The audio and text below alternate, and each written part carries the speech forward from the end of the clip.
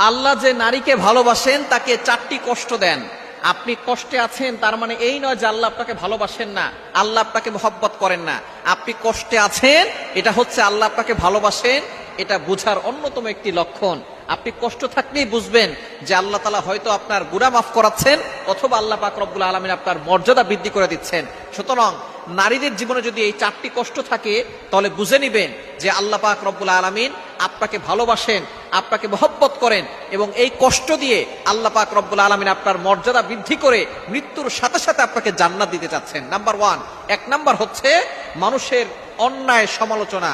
আপনি কোনো কাজ করেন না, কিন্তু মানুষ আপনাকে মিথ্যা অপবাদ দিচ্ছে, আপনাকে মানুষ গালিগালাজ করছে, মানুষ আপনাকে অপবাদ দিয়ে আপনাকে হেয় প্রতিপন্ন করছে, ক্রিটিসাইজ করছে। যদি এরকম দেখেন তাহলে মনে করবেন আল্লাহ আপনাকে ভালোবাসে।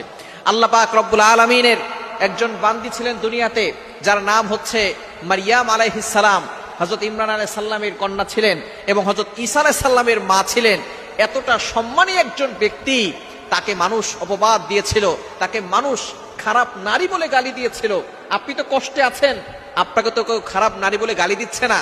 একটু দেখেন, মারিয়াম আলাইহিস সালামের দিকে ফোকাস করেন, মানুষ তাকে প্রস্টিটিউট নারী বলে গালি দিয়েছে, নাউজুবিল্লাহ।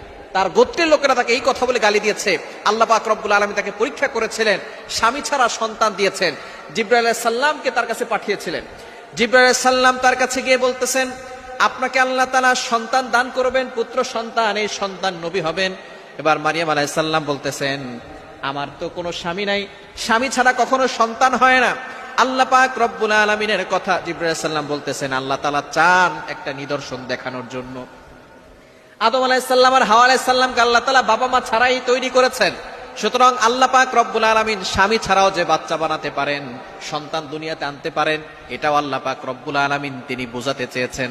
সুতরাং স্বামী ছাড়া আল্লাহ পাক রব্বুল আলামিন এমন ব্যবস্থা করবেন যে আপনার গর্ভে সন্তান চলে আসবে। মারিয়াম আলাইহিস সালাম বলতেছেন, যদি আল্লাহ তাআলা এমন করতে চান তাহলে আমি আল্লাহ তাআলার সেই ফয়সালায় আমি সন্তুষ্ট আছি।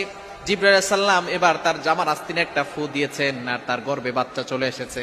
এবার মানুষ যখন তাকে দেখেছে, দেখার পরে তার ব্যাপারে বিভিন্ন ধরনের মতবাদ, অনেক ধরনের অপবাদ দেওয়া শুরু করেছে। বলতেছে, তোমার মা তো ভালো ছিল, বাবা তো ভালো ছিল, কিন্তু তুমি এতটা অন্যায় কাজ কিভাবে করলে? এই যে একটা অপবাদ সে সহ্য করেছে, কিন্তু তারপরও তিনি ভরসা হারান নাই, আল্লাহর উপরে সবসময় ভরসা রেখেছেন।